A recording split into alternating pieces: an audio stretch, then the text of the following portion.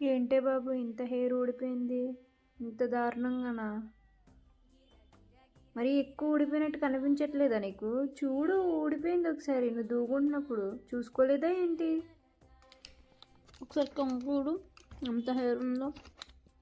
Video record చేయకుండా వీడియోలు. ఈ వీడియో చూసిన వాళ్ళు ప్రతి ఒక్కరూ హెయిర్ ఫాల్ కాకుండా ఉండడానికి మంచి టిప్స్ ఇవ్వండి నా ఫ్రెండ్ కోసం. మర్చిపోకుండా. చాలా అంటే చాలా హెయిర్ ఫాల్ అవుతున్నాం. చాలా లాంగ్ హెయిర్, చాలా హెయిర్ కట్ చేస్తుంది ప్రతిసారి. చాలా అంటే చాలా లాంగ్ హెయిర్.